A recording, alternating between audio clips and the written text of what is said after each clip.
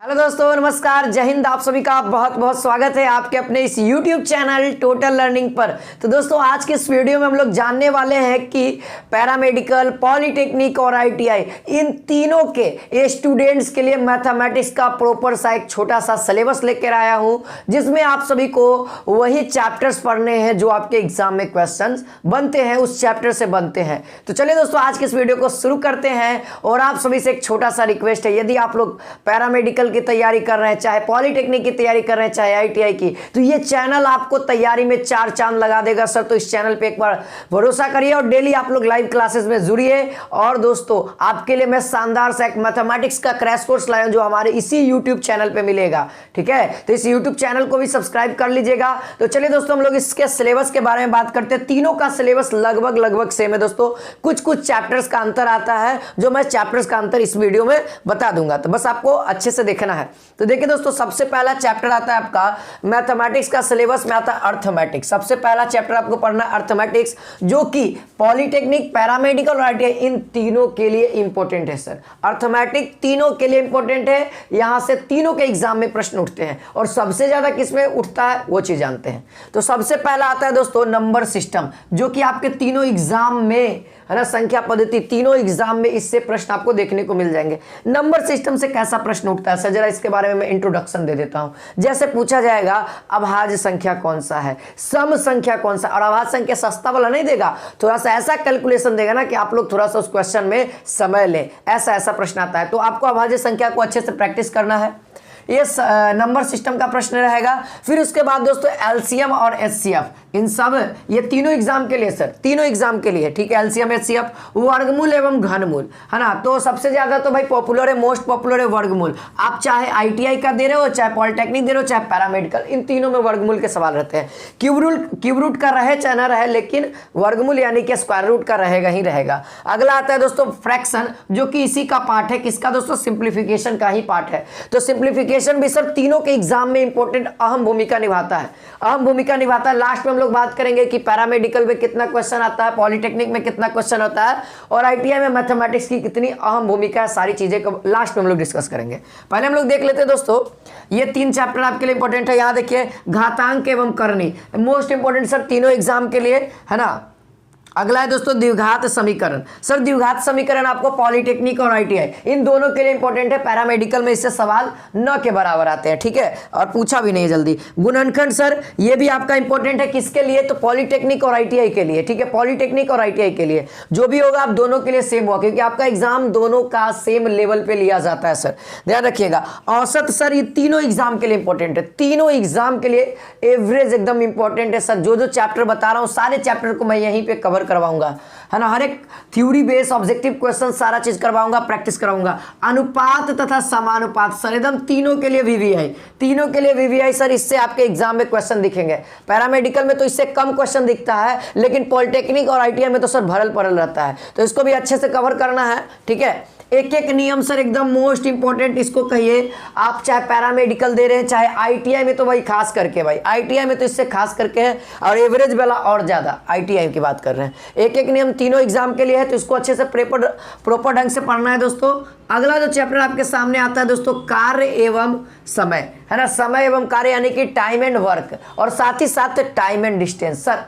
इन दो चैप्टर है ना, इन दो चैप्टर को एकदम महामंत्र कहिए, तीनों एग्जाम के लिए महामंत्र, है ना।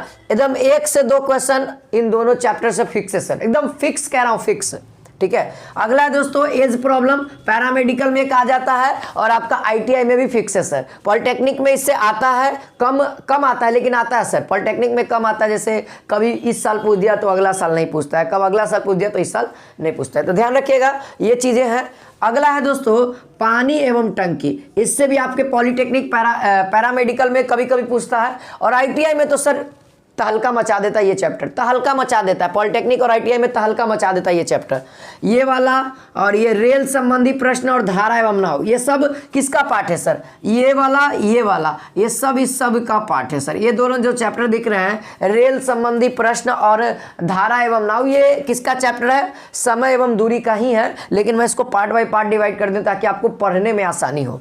अगला देखिए, अगला सर प्रतिशत यानी कि परसेंटेज है, परसेंटेज है मोस्ट इंपॉर्टेंट। तीनों एग्जाम में एक क्वेश्चन फिक्स है, तीनों एग्जाम में एक क्वेश्चन फिक्स है। अगर आप इस चैप्टर को अच्छे से कवर करते हैं तो अगला चैप्टर भी आपके एग्जाम के लिए मोस्ट वीवीआई सर, है ना। ये देखिए साधारण ब्याज, चक्रवृद्धि ब्याज, ये तीनों एग्जाम के लिए एकदम तीनों एग्जाम में एक एक प्रश्न फिक्स रहेगा। ये लाभ हानि वाला भी फिक्स रहेगा सर। ये जितना बताया ना, ये आपका पैरामेडिकल के लिए भी था, पॉलिटेक्निक के लिए था, आईटीआई के लिए था। अब जो हम लोग चैप्टर्स के बारे में बात करेंगे वो सबसे ज्यादा पूछा जाता है पॉलिटेक्निक और आईटीआई में, तो इतना आप लोग अपने कॉपी में नोट कर सकते हैं। चलिए अब हम लोग देखते हैं दोस्तों कि पॉलिटेक्निक और आईटीआई के लिए जो सब्जेक्ट्स हैं जो आपके एग्जाम में केवल पॉलिटेक्निक और आईटीआई के ही पूछे जाते हैं, उसको देखिए। अब यहाँ पे दोस्तों पहला आता है क्षेत्रमिति यानी कि मेंसुरेशन सर। अब मेंसुरेशन में से कौन कौन सा टॉपिक्स है जिसमें आपके एग्जाम में पूछे जाते हैं। पहला टॉपिक आता है दोस्तों मानक समतलीय क्षेत्र। अब ये कौन सा टॉपिक है, आप लोग को समझ में नहीं आया तो मैं समझाता हूँ। वर्ग के बारे में पढ़ा है ना, स्क्वायर, फिर उसके बाद आपने पढ़ा होगा आयत, है ना, आयत पढ़ा होगा, ये सब चीज इसी में आता है सर, ठीक है। अब वृत्त एवं वृत्तखंड का क्षेत्रफल, ये सब मेंसुरेशन में पढ़ना। घन, घनाभ, बेलन, शंकु और गोला, ये सारा चीज आप इसमें पढ़िएगा। फिर उसके बाद आता है दोस्तों आयतन पढ़िएगा, जिसका आयतन होता है आयतन पढ़िएगा, और जिसका दोस्तों जिसका मतलब क्षेत्रफल होता है वो पढ़ेंगे, ठीक है। अब यहाँ पे त्रिकोणमिति सर, मोस्ट वीवीआई। आपने जो 10वीं क्लास में त्रिकोणमिति पढ़ा था, साइन थीटा बराबर पी बाई एच होता है, कॉस थीटा बराबर बी बाई एच होता है, साइन थीटा का वैल्यू कैसे निकाल जाता है, साइन जीरो का एंगल क्या होता है ना, वो sine square plus cos square equal to 1 होता है। ये सब चीज़ों का यूज आप लोग याद रखिएगा। जितना भी आप लोगों ने प्रूव किया था ना, वो सारा प्रूवमेंट आपको इस चैप्टर से आपके एग्जाम में डायरेक्ट पूछा जाता है, ठीक है। अब आता है दोस्तों चौथा चैप्टर आता है आपका ज्यामिति। नाम का केवल चौथा है सर, इसके अंदर इतना ज्यादा चैप्टर्स हैं कुछ कहने लायक नहीं। ये एक तरह से टॉपिक नहीं, चैप्टर समझिए, ठीक है। ज्यामिति में क्या सर, कोण एवं कोण से संबंध है, यानी कि अधिक कोण होता है, न्यून कोण होता है ना, ये सब चीजें आपको कोण में समझना पड़ेगा, ठीक है। आगे बढ़ते हैं सर। त्रिभुज आप लोगों को पढ़ना पड़ेगा, त्रिभुज का क्षेत्रफल, त्रिभुज का परिमाप, ये सारा चीज इसमें पढ़ेंगे। चतुर्भुज के बारे में पढ़ेंगे। वृत्त एवं वृत्त की स्पर्श रेखाएं आपके एग्जाम के लिए इंपॉर्टेंट सर पूछता है, आपके एग्जाम में पूछता है कि वृत्त एक सर्किल पर यानी एक वृत्त पर कितनी स्पर्श रेखाएं खींची जाती है, तो आप लोगों को पता है आंसर अनंत। तो ये सब चीजें इसी चैप्टर में पढ़नी है, तो ध्यान रखिएगा। अगला है दोस्तों मोस्ट वीवीआई सांख्यिकी यानी कि स्टैटिस्टिक्स। इसके अंतर्गत क्या क्या प्रश्न आते हैं, तो देखिए दो टॉपिक पढ़ना, एक आंकड़ों का वर्गीकरण, एक केंद्रीय प्रवृत्ति की मापें। ये चैप्टर कौन कौन सा है सर, तो ये चैप्टर आप लोगों ने बहुलक, बारंबारता, है ना, माध्य, माध्यिका, ये सब पढ़े होंगे ना। सारा चैप्टर इसी में पढ़ना है आपको, सारा चीज इसी में पढ़ना। जो पढ़ के आए हैं, प्रायिकता हो गया, ये सारा चीज हम लोग इसी में पढ़ेंगे, ठीक है। आगे देखिए दोस्तों, अब हम लोग बात करते हैं नंबर ऑफ क्वेश्चंस आपके मैथमेटिक्स में आपके एग्जाम में क्या भूमिका निभाता है। तो हम लोग सबसे पहले बात करते हैं सर पैरामेडिकल वाले विद्यार्थियों के लिए।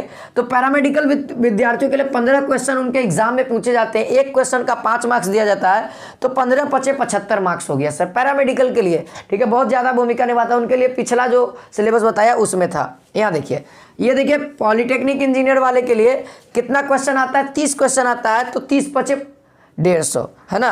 30 × 5 = 150 यानी कि 150 मार्क्स का पॉलिटेक्निक वालों के लिए इंपॉर्टेंट है सर। इसी तरीके से आईटीआई वाले स्टूडेंट के लिए देख लीजिए, तो आईटीआई जो करना चाहते हैं उनके लिए दोस्तों 50 क्वेश्चन आते हैं। कितने क्वेश्चन आते हैं, 50 क्वेश्चन, और एक क्वेश्चन का उनको 2 मार्क्स दिया जाता है। इन दोनों को 5 मार्क्स दिया जाता है, लेकिन इनको 2 मार्क्स दिया जाता है। ये हो गया टोटल 100 मार्क्स, हो गया ना 100 मार्क्स। अब बहुत सारे विद्यार्थी के मन में ये चल रहा होगा कि सर इन तीनों एग्जाम में क्या नेगेटिव मार्किंग होता है, अगर हम गलत करते हैं तो क्या हमारा सही वाला भी कट जाएगा या नंबर कटेगा। तो ऐसा कोई बात नहीं है, बिहार में ऐसा नहीं होता है, अदर स्टेट में हो सकता है।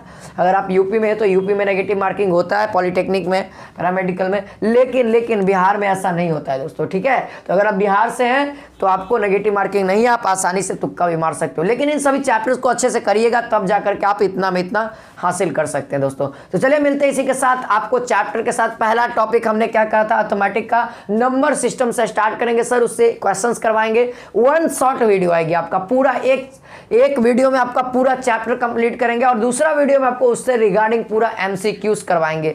उम्मीद है वीडियो अच्छी लगी होगी तो लाइक और शेयर कर दीजिएगा। और जितने भी विद्यार्थी यार चैनल को सब्सक्राइब करो, आईटीआई को, चाहे पॉलिटेक्निक हो, चाहे पैरामेडिकल, तीनों विद्यार्थी इस चैनल को सब्सक्राइब करो। तीनों को यहाँ पे एक से एक स्टडी मटेरियल दिया जाएगा। तो जय हिंद, जय भारत।